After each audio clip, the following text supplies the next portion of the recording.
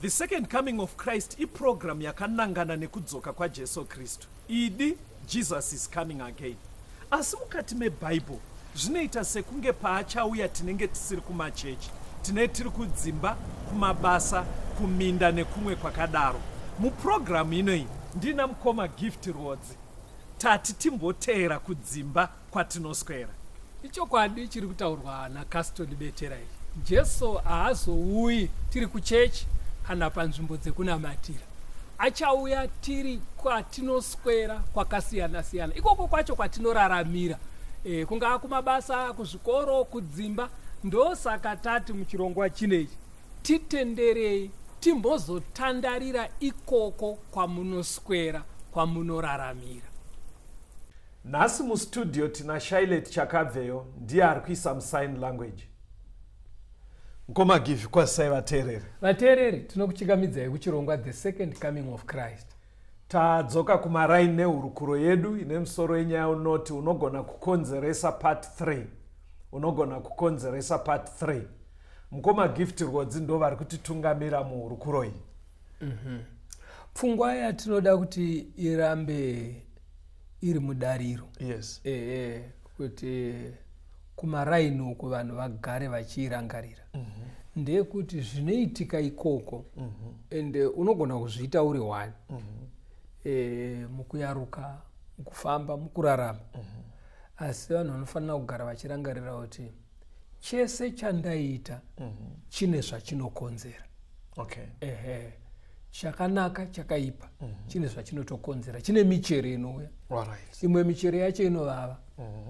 Saka vanhu ngavazvizive. Plus kana wabika dzaunobika, hadzizodyiwe newe uri wega. Zvinoparira vamwe. Zvinoparira vamwe. Okay.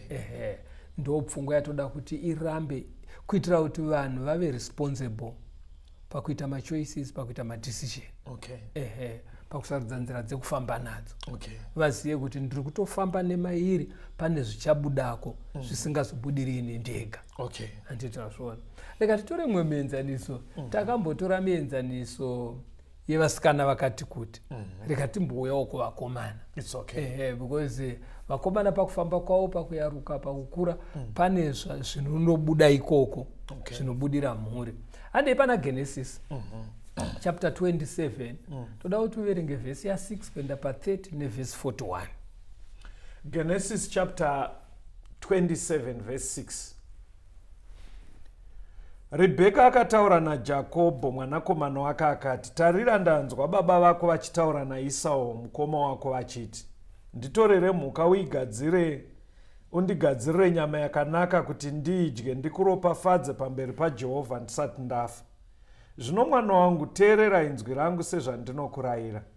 Enda zvino kuzvipfuyo undotora pombudzana 2 dzakanaka. Ndidzigadzirire baba vako nadzo nyama yakanaka sezvavanoda. Ugoenda nayo kuna baba vako vadye kuti vakuropafadze vasati vafa. Jakobho akati kuna Rebheka mai vake, tarira Esau mukoma wangu munhu ane mvere, asi ini ndiri munhu asina mvere. Zvimwe baba vangu vachandibata-bata ndikava semunyengedzeri pamberi pavo, ndikazviuyisira kutukwa pachigaro chekuropafadzwa. Mai vake vakati kwaari, kutukwa kwako ngakuve pamusoro pangu mwanangu. Teerera hako inzwi rangu, enda unditorere idzo.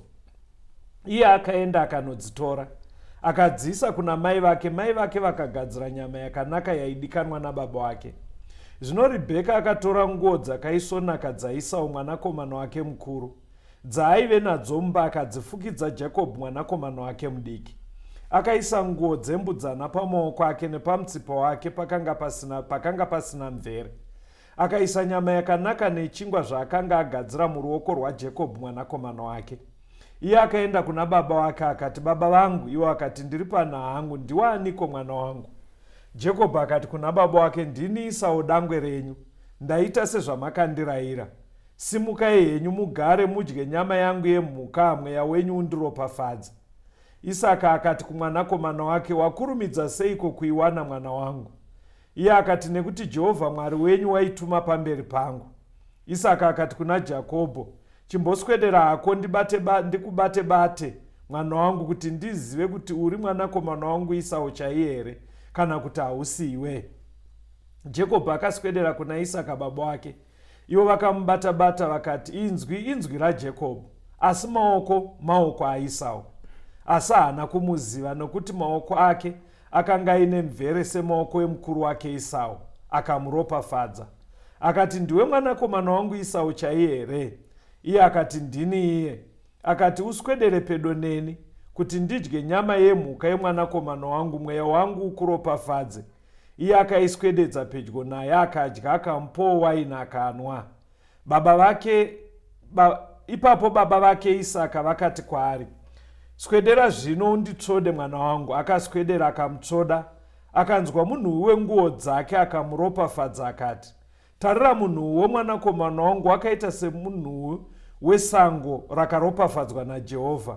Mwari ngaakupe dova rekudenga, mafuta enyika nezviyo newaini zvakawanda. Vanhu ngavakushumire marudzi ose, ngaakupfugamire. Uve ishe wehama dzako. Vanakomana vamai vako ngavakupfugamire. Vose vanokutuka ngavatukwe, vose vanokuropafadza ngavaropafadzwe. Zvino Isaka wakati apedza kuropafadza Jakobho, Jakobho achangobuda pamberi paIsaka baba wake, Esau mukoma wake akapinda achibva pakuvhima kwake. Verse 41. Esau akavenga Jakobho nekuda kwekuropafadza kwaakaropafadzwa nako nababa vake. Esau akati mumwoyo make, mazuva okuchema baba wangu ave kuda kusvika. Ipapo ndichauraya munin'ina wangu Jakobho. Right. Ino nyaya yevanakomana vaIsaac. Yes. Isaac akanga asisaone nekukura. Saka arangana nedangwe rake. Esau akati, inini ndakuona kuti ndakuda kuzonofa. Mazuva afamba. Saka ndoda kuti ndikuropafadze, patichienda unofima. Undibikira recipe yangu yandofarira. Right. Amai vari kuzvinzwa. Ende vanoziva recipe inodiwa nababa. Ndobva vati kuna Jacob, favorite yavo, mhanya kudanga utore tumbudzana. Right. Ubva wati kana wagadzira nyama yacho uye nematewa acho. Uende unokomborerwa nababa. Jacob aive nekakutyira kaakambotaura. Vakazondibata ndinozotukwa panze peukomborero. Svikanzi aiwa ndozvigadzira, siyira ini. Saka parongwa dhiri apa pana amai nemwana mukomana wokutsotsa udangwe. Ndo karongero kavakaita. Zveshuwa akaenda. Isaac anoratidza kuti kunyange anga asisaone, but anga achine kakufunga. Nobati, pandiri kutaura izwi riri kuita kunge nderaJacob. Saka swedera kuno. Right. Saka paakaswedera, ivo vaizivawo mutsauko pakati pevanakomana vavo. Wanga wambotaurwa naJacob uya. Pavakabata-bata, ndobva vanzwa muviri zveshuwa kuti pane mvere dziripo. Vakati ndiEsau. Vakati, pandiri kubata maoko ndiaEsau. Kandi anamirwa dewe retumbudzana tutatu. Handiti wazvona. Saka vozoti vati taure zonzi chiswedera unditsvode. Dzainyumwa. But amaiwo vanga varonga because vanga vamupfekedza hembe dzaEsau. Apa anonzwa munhu wehembe dzaEsau. Zvimwe ndezvaEsau. Kunyange pari kubuda zvaJacob. Handiti wazvona. But hati chimwe chinhu chinoda kunamatirwa. Ukaona pachitomboita tumasuspicion itono.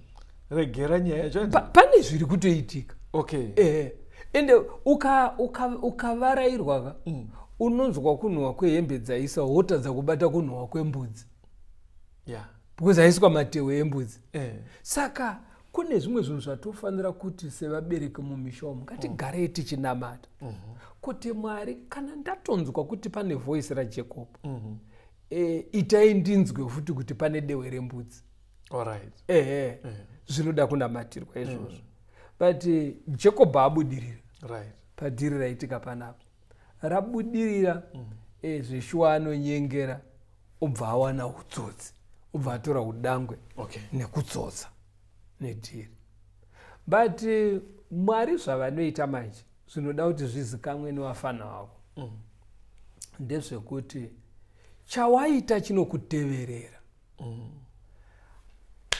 uyu mukomana abva ati alright, ndozvandatambwa izvi, chirega tivige baba. Iye anotovigwawo futi fikiro ndoda kubva ndamuponda. Anditozvo. Saka amai ndobva zvalika, ndobva zvaenda kuna amai kuti isawati chirega tivige mudhara tozopfuudza mupfana. Ndobva vadedza chekubva vakati ichitotiza panapo usambira. Ndopaakazoenda kwasekuru kwarabhani. Nditozvona. Saka uri kuona kuti iyi yatsikisa iyi yamukonzeresa kutiza kubva pamba.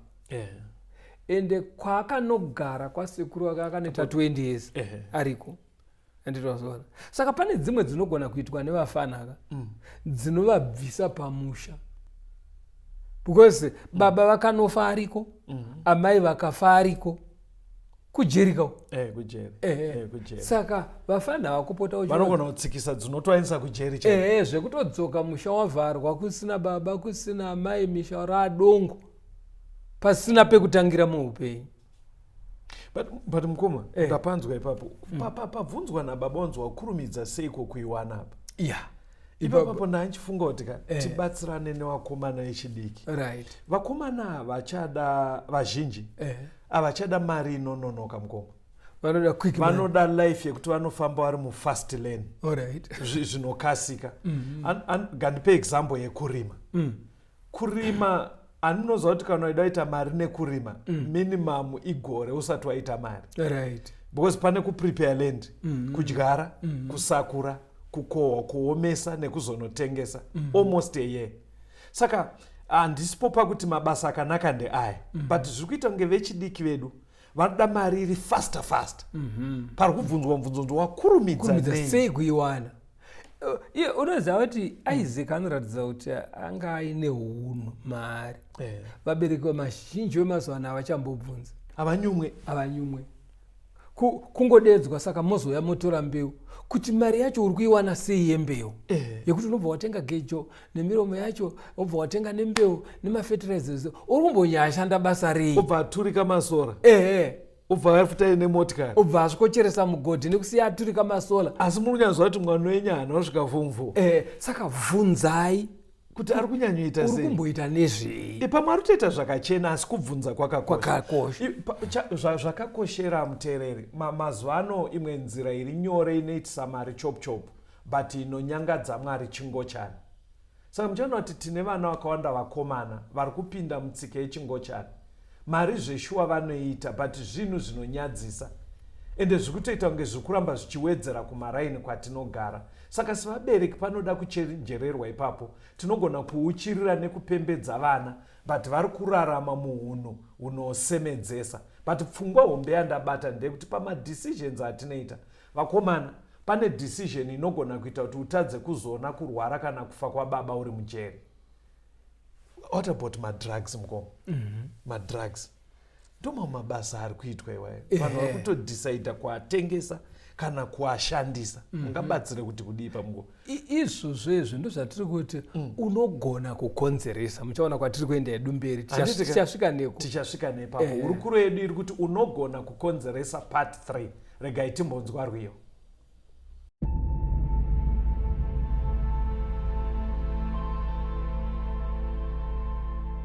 Tenziko zowarini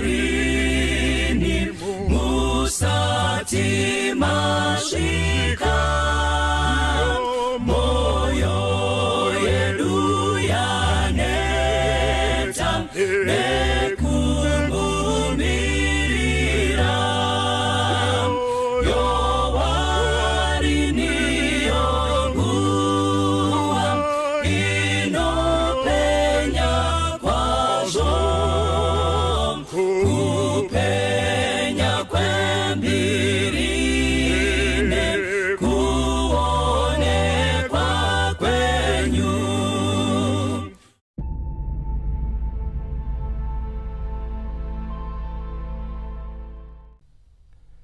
Hurukuro yedu iri kuti unogona kukonzeresa part 3. Jacob akaita utsotsi asi zvakamuparira, akaita 20 years asiri pamusha, vabereki vakadzimara kufa asipo. Atifambe mgongo. Jacob kwaakatizira kuyauko anosvika kwaRabhani kana mukaverenga muchienda mberi. Yes.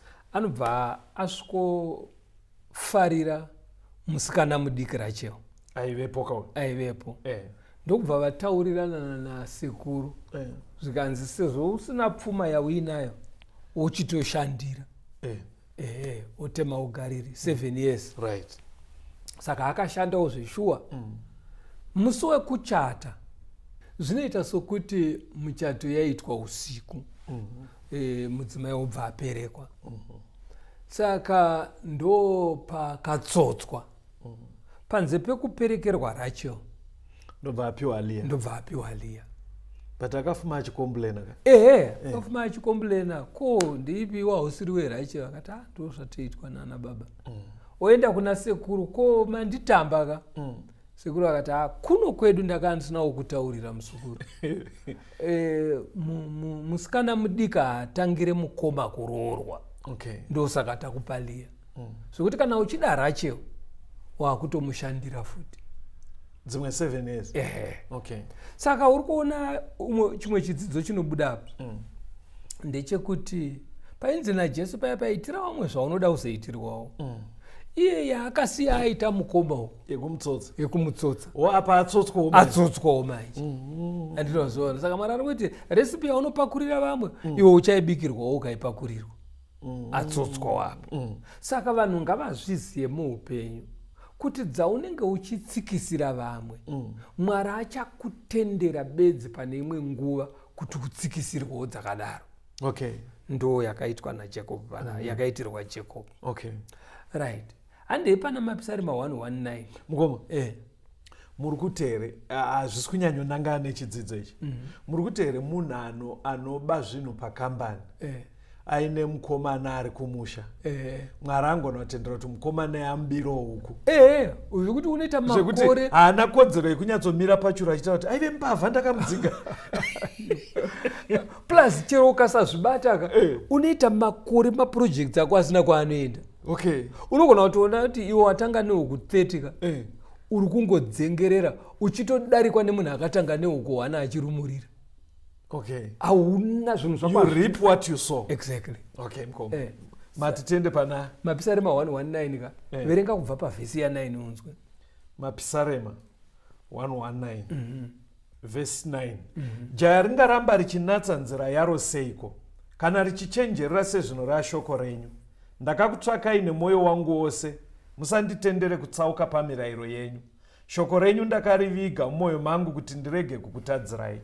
Imi munofanira kukudzwa Jehovha, ndidzidzisei mitemo yenyu. Ndakadudzira nemiromo yangu zvose zvamakatonga nemiromo yenyu. Ndakafara kwazvo munzira yezvipupuriro zvenyu, sezvandinofarira pfuma yose.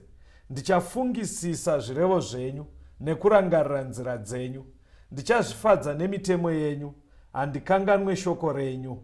Itirai muranda wenyu zvakanaka kuti ndirarame, ipapo ndichachengeta shoko renyu. Panapa pari kunzi shoko renyu ndakariviga mumwoyo. Kuti ndiregewo kutadzirai. Uye kuti jaya nzira dzaro dziite zvakanaka. Panoda shoko. Saka unoona kuti Jacob kutsotsa kwaaita mukoma kwavo, dai ari munhu aigara akamwirira mushoko, ringadai rakamuudza kuti zvakashata. Siyana nazvo. Number 1. Number 2, aenda kwasekuru kuya, anosvotsotswa. Panzvimbo paRachel opuwa Leah. Unoziva kuti Jacob dai aive munhu anogara ari mushoko, angadai akangoti alright manditsotsa yenyu ndakungotora Leah iyeye.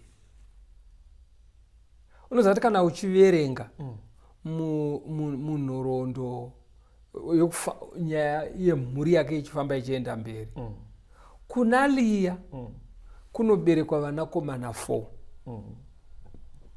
Ndo kunoberekwa Reuben, Simeon, Levi, Judah naJudha. Saka ukaenda kuzano raMwari, zano reruponeso, kuna Judha ndo kunoberekwa David, ndo kunobudira Jesu. Kuna zano reruponeso rasadzisika. KwaRevhi ndo vanozonoita vaRevhi, vaprista, vanotungamirira munyaya dzekunamata. Okay. zvekuti pfungwa yaMwari pamanamatiro yainobudira mudumbu raRea. Mwari anga atogashira kuti Lea ndiye mukadzi wako. Even watsotswa chigashira. But iye akaramba akashingirira bedzi kuti ndiri kutoda Rachel bedzi. Mwari ombosunga ura hwaRachel kuti asazvare. Iye akaramba akashinga chete. Mukoma. Ande kumaraini. Pane mukomana ana unga achitozviziva. Pfungwa yandoda kuti mubata haisi yekuti musikana kana kuti mudzimai akamboita mwana wake haroorwe. But mukomana haana kuudzwa nemusikana kunzi ndine mwana. Otobvisa pfuma voroorana. Ozozvona kuti musikana uya ane mwana. Musandudze zvekumaraini. Muri muchidzidzo chino ichi pangaitwa sei? Azviona ega ndiye kana kuti azoudzwa nemusikana wacho vangori 2. Handisi kuti tibva taita nyaya yacho. Hazvisi kuhama kwese asazvadii. Angaita sei? Tichinzwa chidzidzo ichi. Tisati taenda pekuti angaita seika. Unoziva kuti vakuru pavaitoroora kumatongo. Zvimwe zvinhu zvakadaro zvinonzvengeka. Because kumaraini zvine zvichitozikamwa.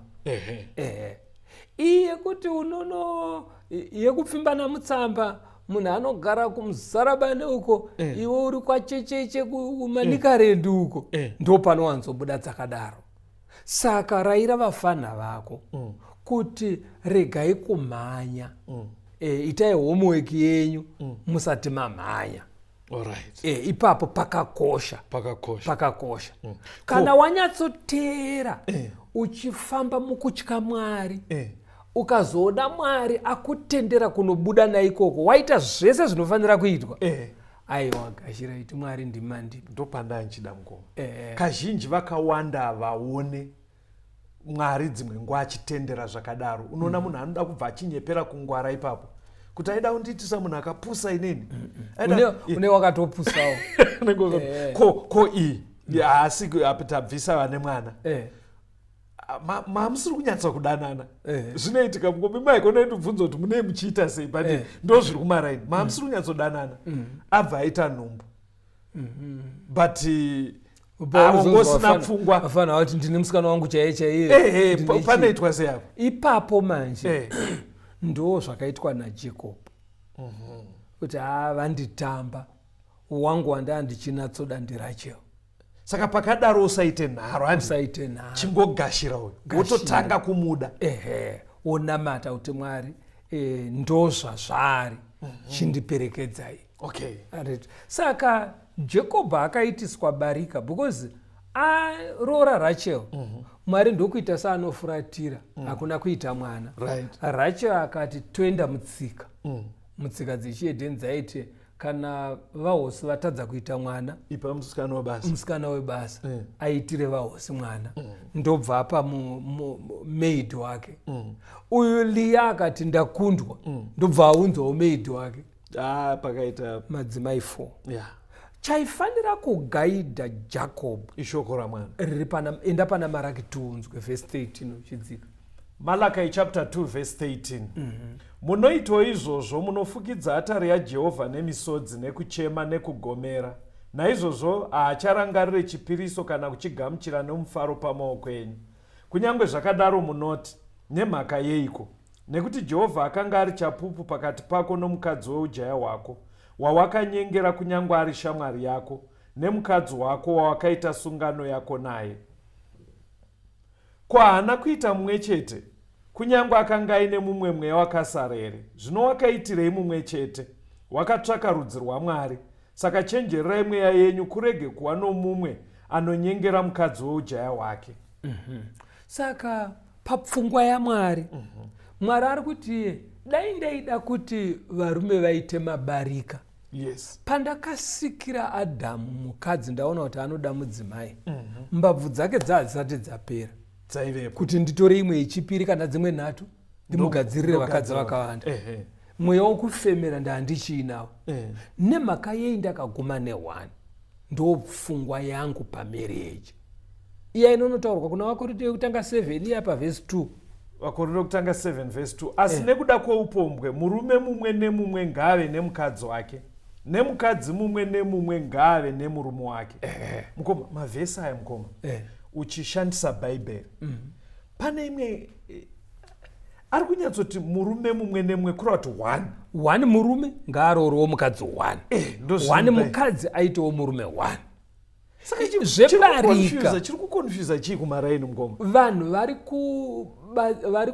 vari kuteerera nyama, ruchiva rwenyama, because chiga chinoitisa barika ruchiva nekusazvininipisa kuna Mwari ndo zvinokonzeresa. Saka mupfungwa yaMwari murume 1 nemukadzi 1. Saka Jacob angadai angoti ndatambwa ndapuwa Leah. Dai akangomira naLeah zano reruponeso nezvese zvekunamata zvaingonobudira kuna Leah. But kuzvitiza manje ndoda kuti usati wakomenda ndaona uchiseka. Usati wakomenda ndoda kuti unovera. Ayo mirai nditaure mukoma. Ukanzwa varume achitaura zvinosanganikwa mudzimba unonzwa achitaura kuti maiwe kwangu mazuva ano wakangofundumwara vachidii. Haisi advantage here kuti uite barika kuti ugare uchifara upenyu hwako hwese. Ari kufara apa ndiwe manje. Chindini chakusakurirwa. Chindini. Ko ivo kana wava bhoa voendepi. But munhu ane barika haazi anofara here life yake yese mukoma. Kastori. Alright. Verenga Genesis 47 unzwe kuti anofara here. Vesi ya 8 na 9 Genesis 47. Munhu ane barika. Unzwe kuti anofara here. Genesis 47 verse 8. Farao akati kuna Jakobho, mangani mazuva emakore eupenyu hwenyu? Jakobho akati kuna Farao, mazuva emakore eutorwa hwangu makore ane 130. Mazuva emakore eupenyu hwangu akanga ari mashoma awo, akaipa, haana kusvikira pamazuva emakore amadzibaba angu, mazuva eutorwa hwangu. Ari kubvunzwa naFaro muHedheni. Saka pazera masvika makore mangani? Zvikanzi 130. 130, but 130 acho pazhinji pacho kwaive kuseva negavakava. Handina kumboninakidzwa sezvakaita madzibaba angu kana ndichikombera. Iwe ino wakadzi 4. Kurava kuti dai kuri kutaura kwanhasi aiti i130 years hadzo but makwikwi. Akatambura mukomana. Makore ake mazhinji aive ekuchema neshanje dzepabarika. Dzakapedzisira dzamuvana. Vanhu vangu anditi wazviona. Ende unomboziva kuti akaita makore achichema Joseph achinzi akafa. Iye ari mupenyu. Akatozonomuona kuda kunofa. Zvakonzereswa nemadecisions. Pabarika. Akabva papfungwa yaMwari, haana kutungamirirwa neshoko raMwari. Saka kune makomano echidiki vavechikuru vamwe vacho gatichingosiya vakakatane nesanzo rineminzwa, but imimi munogona kuavoida kuti uzopa samari yeupenyu echiti upenyu hwangu anga ari makwikwi ega. Make the right decisions. Right. Dzinowanikwa sei right decisions? Nekutya shoko raMwari. Ndo dzinokunzvengesa mumabarika, ndo zvinokunzvengesa kuenda kujeri nemamwe maproblems ese anosanganikwa nawo muupenyu takamirira kuuya kwaJesu. Shandisai phone number idzi kuti muise mamessage paWhatsApp, tikupei maWhatsApp links ekuti mupinde magroups matinotumira zvidzidzo every day. Phone number dzinoti 0717 091 615 0717 091 615 kana kuti 0775 909095 0775 909095. Ngatisanganei zvakare panext episode yechirongwa chino, The Second Coming of Christ, tiri kumaraini. God bless you.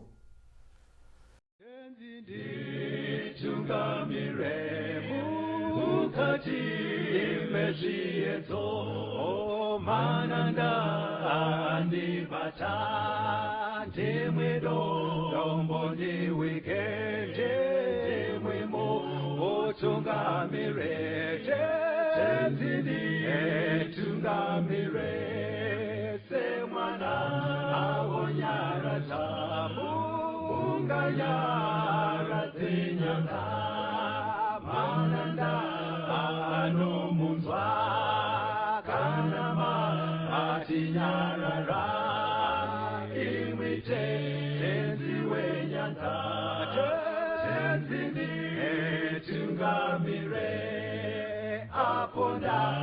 tasvikanyanza mwananda aondichisa handichina zororo ndotsamira kune mwika ngandinzwe imwi moti ndinokutungamira